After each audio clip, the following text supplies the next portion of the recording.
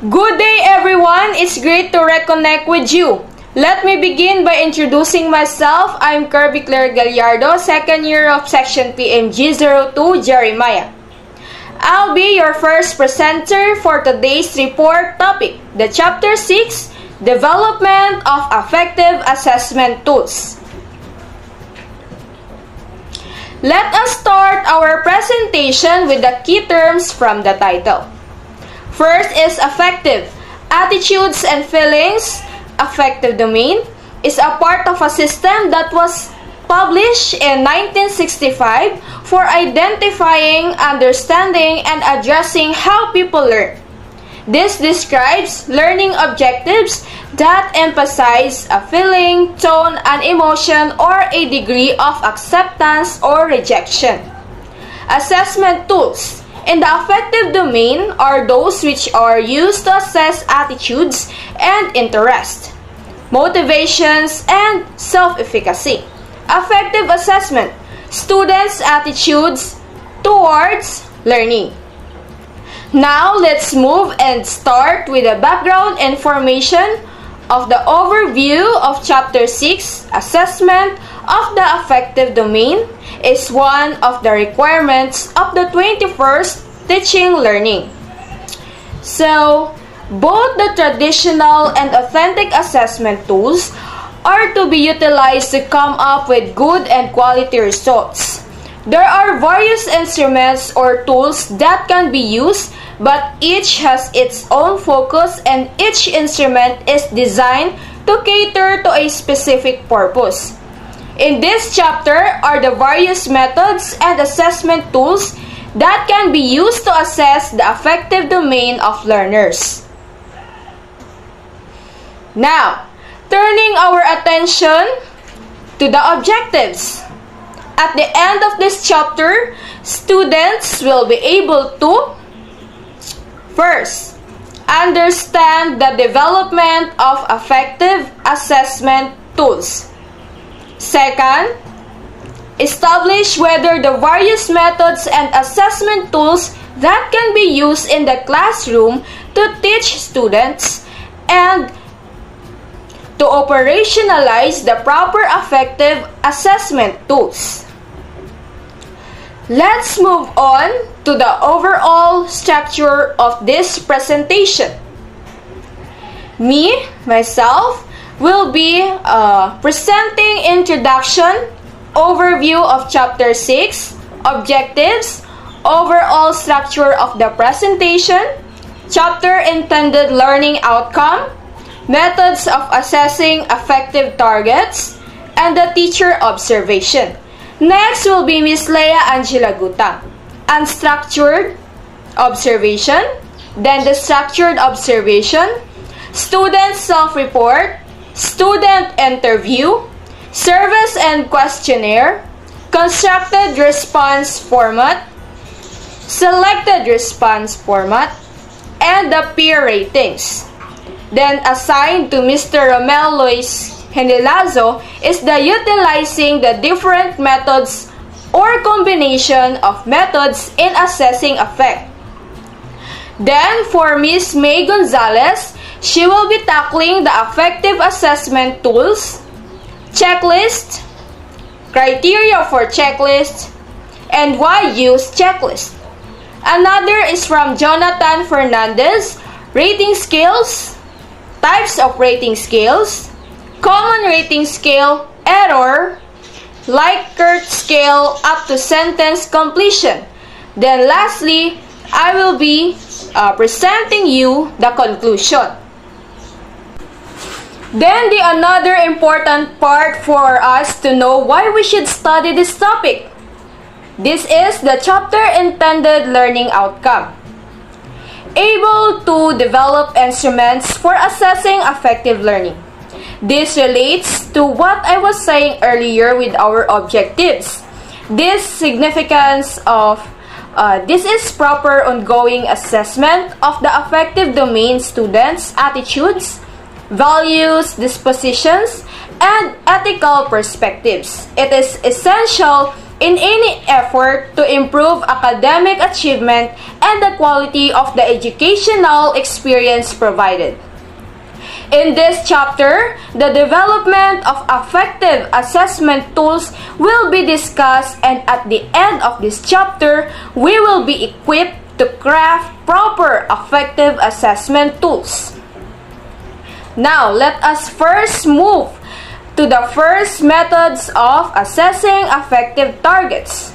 There are three feasible methods of assessing affective traits and dispositions. These methods are teacher observation. Observation is a powerful assessment tool that offers teachers insight into the processes our learners employ when engaging in learning experiences. Then the use of observational data allows educators and learners to impact learner and intervene or celebrate in timely and targeted ways. Second is student self-report. Self-report uses participants' verbal responses to assess their cognition, emotion, motivation, behavior, or physical state. When thinking about self-report, what often comes to our mind first is structured questionnaires, measuring some kind of personality trait. Third is peer ratings. According to Macmillan 2007, it is process by which learners rate their peer and is as such as great relevance to teacher. There are three considerations in assessing affect. These are, first, emotions and feelings change quickly, especially for young children and during early adolescence.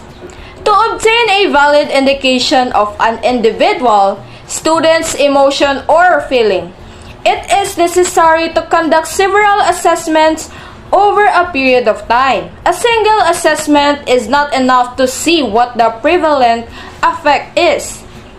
It needs to be repeated several times. Second, use varied approaches in measuring the same affected trait as possible. It is better not to rely on a single method because of limitations inherent in that method. For example, students' self-report may be fake and hence may significantly meddle in the results. However, if the self-reports are consistent with the teacher's observation, then a stronger case can be made. Third, decide what type of data or results are needed. Is it individual or group data? Consideration of what the purpose of assessment is will influence the method that must be used.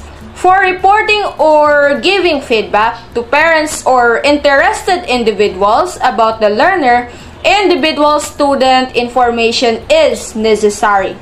Thus, multiple methods of collecting data over a period of time and keeping records to verify judgments made are appropriate. If the assessment is to improve instruction, then the result for a group or whole class is more proper to use. This is one of the usefulness of affective assessment. It is more reliable to use anonymous student self-reports. Let's go now to the teacher observation. It is one of the essential tools for formative assessment. However, in this chapter, the emphasis is on how to use this method so that teachers can make more systematic observations to record students' behavior that indicates the presence of targeted affective traits. In using observation, the first thing to do is to determine in advance how specific behaviors related to the target. It starts with a vivid definition of the trait, then followed by lists of students' behaviors and actions that corresponds to positive and negative dimensions of the trait. Behaviors and actions are identified initially by listing what the students with positive and negative behaviors do and say. Classify those and create a separate list of the positive students' behaviors and another list of negative students' behaviors. This list will serve as the initial or starting point of what will be observed. Contained in the table below are some possible students' behaviors indicating positive and negative attitudes towards learning. Students' behaviors indicating positive and negative attitudes towards learning. First, the positive is rarely misses class. Then the negative is frequently absent. Then rarely late to class, is frequently tardy. Ask lots of questions. Rarely ask questions. Helps other students. Rarely helps other students. Work well independently without supervision. Then the negative needs constant supervision. Is involved in extracurricular activities, then is not involved in extracurricular activities. He or she likes school. Then the another one says he or she doesn't like school. Comes to class early. Then another is rarely comes to class early. Stays after school, rarely stays after school. Volunteers to help, doesn't volunteer. Then completes homework, often does not complete homework. Tries hard to do well, doesn't care about bad grades. Completes extra credit work. Then the another one never does extra credit work. Then completes assignments before they are due. Never completes assignments before the due date. Another is rarely complains. Another negative is complains. Is rarely off task, then sleep in class. Rarely bothers other students. Bothers other students. And the last one, the negative, is to stares out the window. These behaviors provide a foundation in developing guidelines, checklists, or rating scales. The positive behaviors are called approach behaviors, while the negative ones are termed avoidance behaviors. Approach behaviors result in direct, frequent, and intense contact. On the other hand, avoidance behaviors result in less direct, less frequent, and less intense contact. These dimensions are helpful in describing the behaviors that indicate positive and negative attitudes. Hello everyone, especially to our professor. I am Leia Angela de la Serna Gutang, and today we will be going to tackle about unstructured observation, structured observation, student self-report, student interview, surveys and questionnaire, constructed response format, selected response format, and peer ratings. After the list of behaviors has been developed, the teacher needs to decide whether to use an informal unstructured observation or a formal one and structured. These two types differ in terms of preparation and what is recorded. First, unstructured observation or anecdotal may also be used for the purpose of making summative judgments. This is normally open-ended, no checklist of rating scale is used, and everything observed is just simply recorded in using unstructured observation. Unstructured observation also is more realistic, which means teachers can record everything they have observed and are not limited by what is contained in a checklist or rating scale.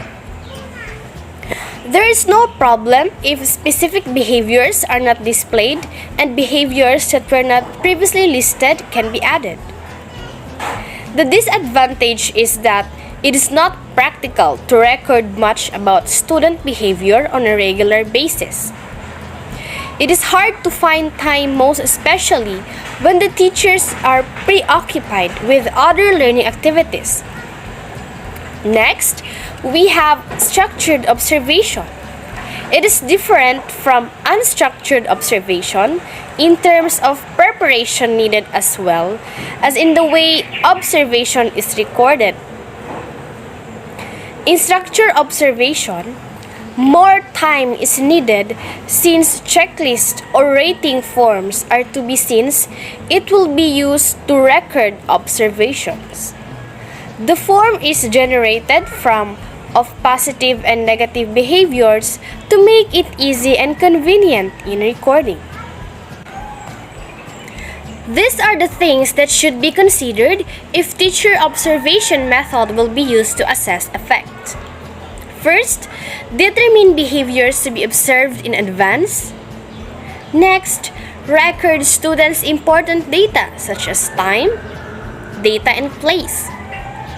If it is unstructured, record brief descriptions of relevant behavior and keep interpretation separate from description. Next, record both positive and negative behaviors and have as much observations of each student as necessary.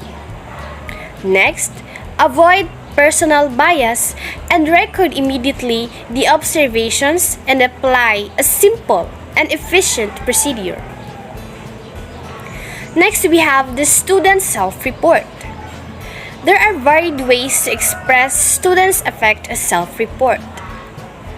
The most common and direct way is while having a casual conversation or interview. In this way, students can also respond to a written questionnaire or survey about themselves or other students. Next is student interview. There are different types of personal communication that teachers can use with their students, like individual and group interviews, discussions, and casual conversations to assess effect. It is somewhat similar to observation, but in here, there is an opportunity that teachers may have direct involvement with a student wherein teachers can probe and respond for better understanding. It is important that trust must be established so that students' true feelings and beliefs will be revealed. Without trust, students may simply respond in a way that they will please the teacher even if it's not the true reflections of their real selves. An advantage of interview is that the teacher can clarify questions, probe where appropriate for clarification of responses, and note non-verbal behavior. On the other hand, students have an opportunity to qualify or elaborate on previous responses, and this procedure helps avoid vagueness, a problem normally experienced with measuring affect. Next, we have surveys and questionnaires. The second type under self-report method is questionnaires and surveys. There are two types of format using questionnaires and surveys. These are, first, constructed response format, and second, selected response format. First, constructed response format. What is a constructed response format? It is a straightforward approach asking students about their affect by responding to simple statement or question. Another way to implement constructed response format is by means of an essay. Essay items provide more in-depth and extensive response than that of the simple short sentences. Reasons for their attitudes, values, and beliefs are expressed better using essays.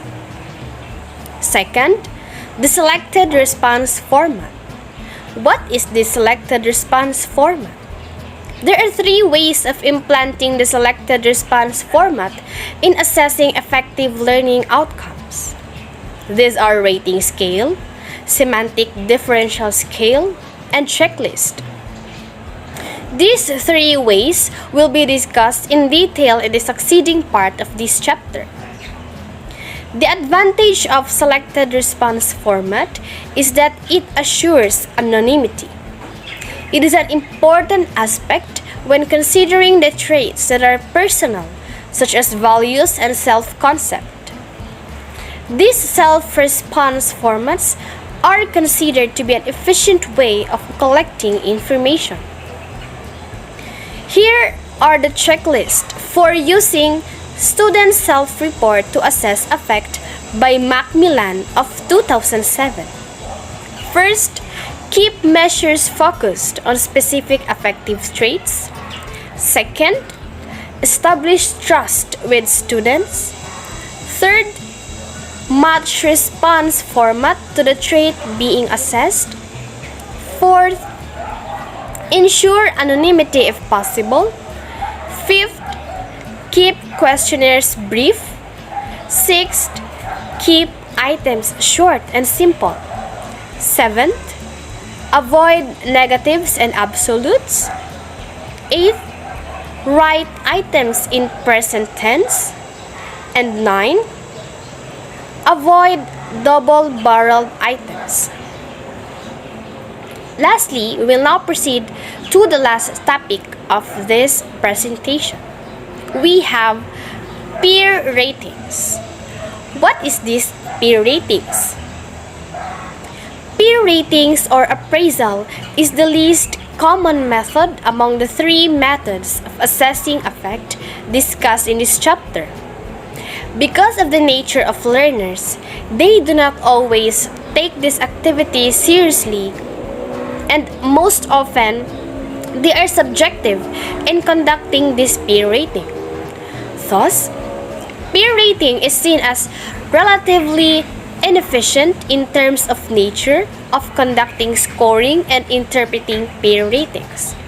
However, teachers can accurately observe what is being assessed in peer ratings, since teachers are very much engaged and present inside the classroom and thus can verify the authenticity of results of peer rating. The two methods of conducting peer ratings are: first, guess who approach, and second, sociometric approach. These approaches can be used together with observations and self-reports to strengthen assessment of interpersonal and classroom environment targets. Again, this is Leia Angela de la Gutang, and the continuation of this presentation will be continued by Mr. Romel Lois Henelazo.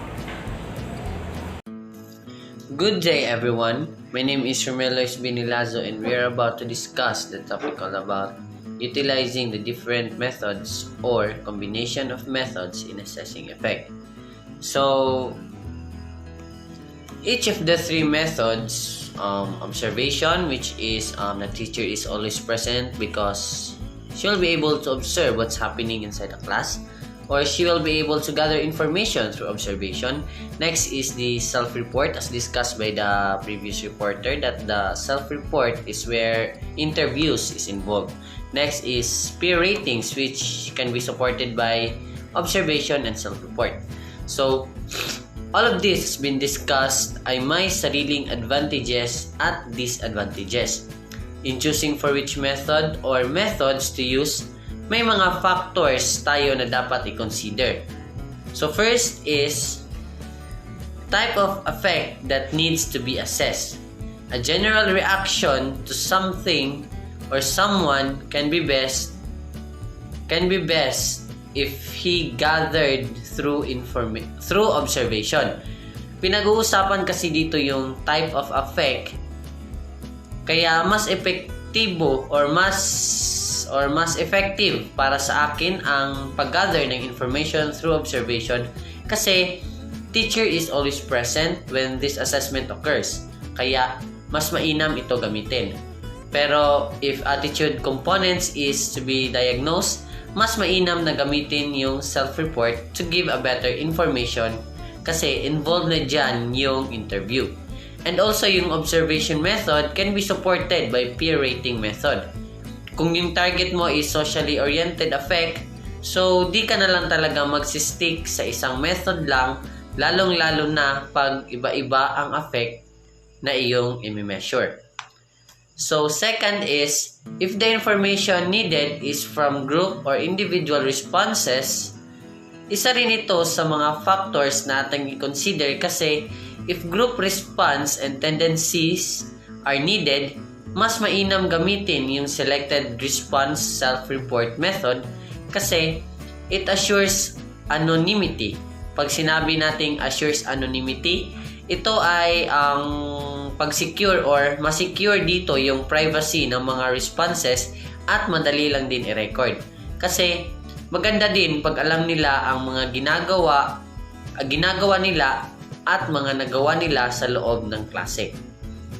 So, last is the use of information. If the intention of the affective assessment is to utilize the results as supporting input to grading, then multiple approaches is necessary and be mindful of the possibility of having fake results from self-report and even from peer judgment. The choice of method or combining these methods is dependent upon the context, targets, and the level of comfort in utilizing any particular method or combination of methods. Sa madaling salita, di ta magkumpiyansa sa mga result na nakuha through students' self-report and peer judgment. Kay basig nagsabot-sabot na sila ba kay syempre peer judgment good. So nagdedepende pa rin ang ating method sa context sa ato ang mga target. So that's all from my report and thank you. Good day to each and everyone. I am May B. Gonzalez, 19 years of age, taking up the Bachelor of Secondary Education, major in Filipino. And now I will discuss to you my topic, which is the affective assessment tools, and one of these is the checklist. And I will share to you the criteria of checklist and why use checklist. And now, let's discuss first the affective assessment tools. The affective domain encompasses behaviors in terms of attitude, beliefs, and feelings. Sets of attitudes, beliefs, and feelings comprise one's value. This tool is very important, especially to the students, whereas cognitive assessment measures what students can do. Affective assessment measure what student will do in the future. When teachers measure children's attitudes toward the democratic process, we gain insights into how they will likely act toward the democratic system when they grow up. Affective assessment tools also tells the teachers about the students' attitude about the relevance and importance of the content they are to learn, and also about their beliefs concerning their own ability to learn. It is believed that the desire and motivation to learn are key to getting a positive education. But if none of these exists, then there is no learning. We do not measure motivation as an academic achievement. However, we do measure it as affective characteristic. If the student does not simply want to learn, then they will not learn. As noted again by Popham, the reason such affective variables as students' attitudes, interests, and values are important to us is that those variables typically influence future behavior. There are various assessment tools that can be used to measure affect, and one of these is the checklist. Let's define first what is checklist. Checklist is one of the effective formative assessment strategies to monitor specific skills, behaviors, or dispositions of individual or group of students by Burke 2009. Checklists contain criteria that focus on the intended outcome or target. Checklist helps the teacher and students. Why? because checklists help students in organizing the tasks assigned to them into logically sequenced steps that will lead to successful completion of the task. For the teachers, a criteria checklist can be used for formative assessment by giving emphasis on specific behaviors, thinking skills, social skills, writing skills, speaking skills, athletic skills, or whatever outcomes are likely to be measured and monitored. Checklists can be used for individual or group cases. Here is the example of checklist. And when creating a checklist, remember this. Keep measures focused on specific affective traits, establish trust with students, match response format to the trait being assessed, ensure anonymity if possible, keep questionnaires brief, keep items short and simple, avoid negatives and absolutes, write items in present tense, avoid double-barreled items. Next is the criteria for checklist. Criteria for checklist. In planning for criteria that will be used in checklist, the criteria must be aligned with the outcomes that need to be observed and measured. That's the most important to do if you will create a criterion for checklist, so that you will really know the attitude, beliefs, and feelings of the students. Generally, criterion is defined as a standard that serves as reference for judgment or decision. Popham 1999 explained that when teachers set criteria, the main emphasis is to use these criteria in making judgment regarding the adequacy of students' response, and the criteria will influence the way the response is scored. Next is why use checklist. Checklist should be utilized because A. Makes a quick and easy way to observe and record skills, criteria, and behaviors prior to final test or summative evaluation.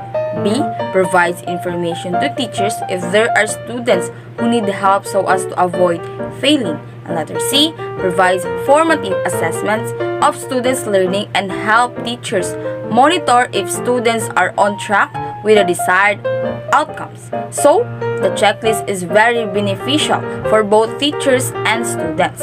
For the teachers, they can perform in-depth assessments, make explicit the most important behaviors that they can follow and enact.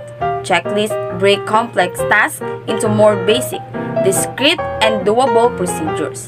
They help teachers stay on task and assess their performance against the checklist. And for younger students, task-based checklists can help them become accustomed to following steps, adding order to the relative chaos of learning, and offering a pathway to accomplishing complex tasks. For older students, they can do all of the above and also serves as memory aids as they work on unfamiliar or complicated tasks. Checklists help students feel in control and hold them accountable by removing obstacles to success such as I didn't know we were supposed to do that or I forgot to do the part. Checklists keep students on task rather than losing focus and forgetting where they left off or abandoning the task altogether. They always know where they are in a task or project. And that's my report. Thank you for listening. And now I will give the floor to Mr. Jonathan Fernandez. Good day everyone, I am Jonathan Fernandez and now I will continue the report of Miss May Gonzalez. Miss May Gonzalez discussed the first affective assessment tools, which is checklist, criteria for checklist, and why use checklist. And now I will discuss to you what is rating scale, types of rating scales, common rating scale errors, Likert scale, and sentence of completion. So what is rating scale? According to NITCO 2001, rating scales can be used for teaching purposes and assessment. First, rating scales help students understand the learning target outcomes and to focus students' attention to performance. Second, completed rating scale gives specific feedback to students as far as their strengths and weaknesses with respect to the target. to which they are measured. Third, students not only learn the standards but also may internalize the set standards. And lastly, ratings help to show each student's growth and progress. For example, we will use rating scale attitudes towards mathematics. But first, let me read to you the directions. Put the score on the column for each of the statement as it applies to you. Use 1 to 5, 1 being lowest and 5 is being the highest possible score. I am happy during mathematics class. Let's just say student rating for this is 4. I get tired doing board work and drills. Student rating for this is 3. I enjoy solving word problem. Students rating for this is 4. So by using rating scale, we will know the attitudes of the students towards mathematics. So let's move on to the types of rating scale. There are two types most commonly used types of rating scales, and they are the numerical rating scale and descriptive graphic rating scales. A numerical rating scale translates the judgment of quality or degree into numbers. To increase the objectivity and consistency of results from numerical rating scales, a short verbal description of the quality level of each number may be provided. For example, to what extent does the student participate in team meetings and discussion? To what extent are tasks being done related to team activity? So, we will just indicate the degree to which the student contributes to team activity by encircling the appropriate number. So the numbers represent the following values: 4. Constantly appropriate and effective, and 3. Generally appropriate and effective, 2. Needs improvement, may do other unrelated tasks, and 1. Unsatisfactory, disruptive, and do other tasks not related to activity. On the other hand, a better format for rating is this descriptive graphic rating scale that replaces ambiguous single word with short behavioral descriptions of the various points along the scale. By describing the points of the scale by behavior descriptions, it leads to increased consistency of ratings across raters and students. For example, to what extent does the student participate in team meetings and discussions? Never participate, quiet passive. Participate as much as other team members. Participates more than any other team members. You can make your ratings on each of the following by placing X anywhere along the horizontal line under each item. In the space for comments, include anything that helps clarify your ratings. Let's move on to common rating scale errors. The table contains the common rating scale errors that teachers and students must be familiar with in order to avoid committing such kind of errors during assessment. So, leniency errors, it occurs when a teacher tends to make almost all ratings toward the high end of the scale, avoiding the low end of the scale. The severity error is when a teacher tends to make almost all ratings toward the low end of the scale. This is the opposite of the leniency error. And the central tendency error, it occurs when a teacher hesitates to use extremes and uses only the middle part of the scale. And the halo effect, it occurs when a teacher lets her general impressions of the student affects how she rates the student on specific dimensions, and the personal bias it occurs when a teacher has a general tendency to use inappropriate or irrelevant stereotypes favoring boys over girls, from rich families over from middle income families, and etc. And the logical error it occurs when a teacher gives similar ratings to two or more dimensions that the teacher believes to be related, when in fact they are not related at all. And lastly, the rater drift. It occurs when the raters whose ratings originally agreed begin to redefine the rubrics for themselves. Another one is Likert scale. It is simple and widely used self-report method in an assessing affect is the use of Likert scale, wherein the list of clearly favorable and unfavorable attitudes statements is provided. The student asks in different statement. The Likert scale uses 5-point scales. First is strongly agree. Second, agree. Third is undecided. Fourth is disagree. And lastly is the strongly disagree. The scoring of Likert scale is based on assigning weights from 1 to 5 to each position of scale in using attitude scale. It is best to ask anonymous responses in interpreting the results. It is important to keep in mind that this is verbal expressions, feelings, and opinions that are individual willing to report, even under the most ideal conditions. It is best to supplement results for self-report method that evidence from other sources. For example, put a check on a column of each statement applies to you. I am happy during mathematics class. I get tired during board work and drills. I enjoy solving work problems.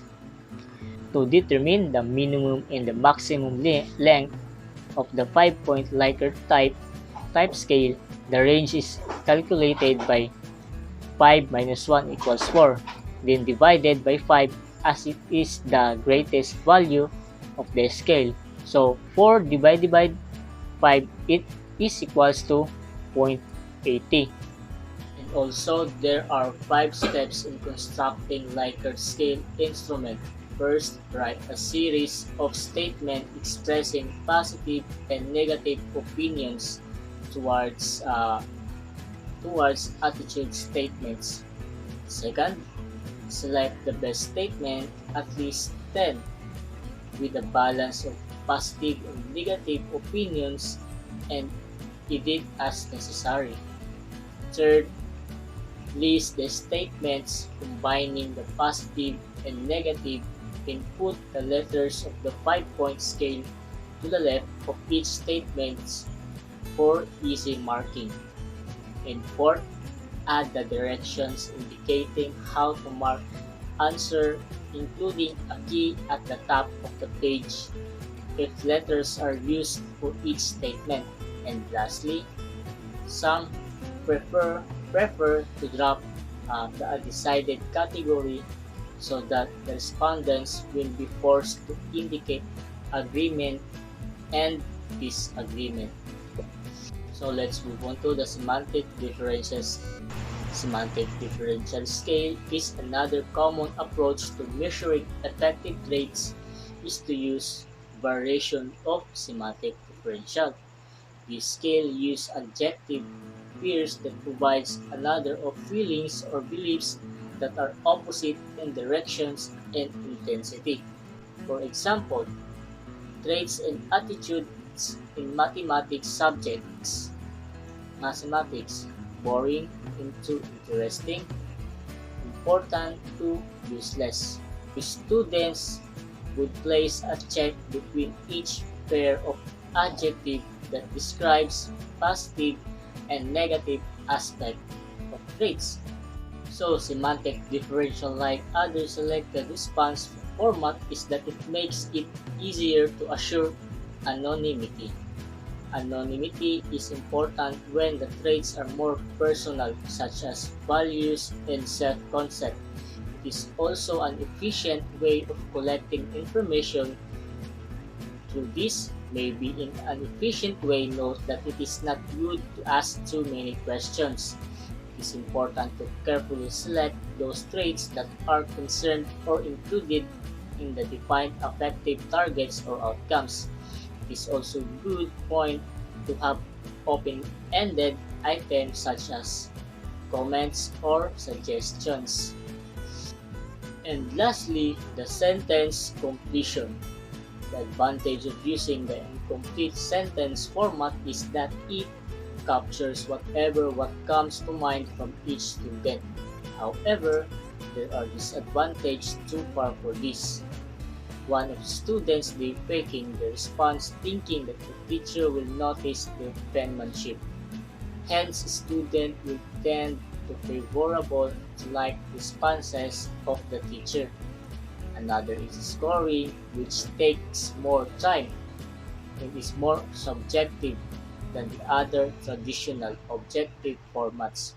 I think the mathematics subject is, and I like my mathematics teacher the most because. In conclusion, let us sum up our main points.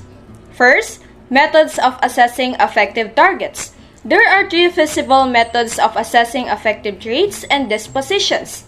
These methods are: first, teacher observation; second, student self-report; third, peer ratings. There are three considerations in assessing affect. These are: first, emotions and feelings change quickly, especially for young children and during early adolescence. Second, use varied approaches in measuring the same affective trait as possible. Third, decide what type of data or results are needed. Is it individual or group data? Teachers' observations. Teachers can make more systematic observations to record students' behavior that indicates the presence of targeted affective traits.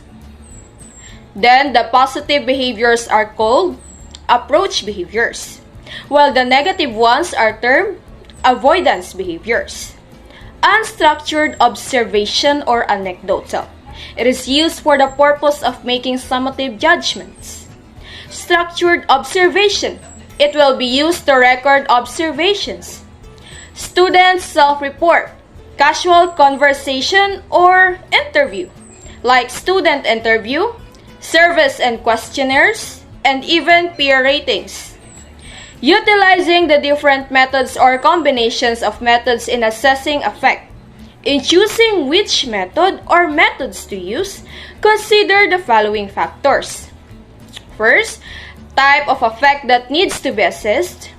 Second, if the information needed is from group or individual responses. And the use of information. Another is affective assessment tools. There are various assessment tools that can be used to measure affect, like checklists, like criteria for checklist. Why use checklist? Then rating scale.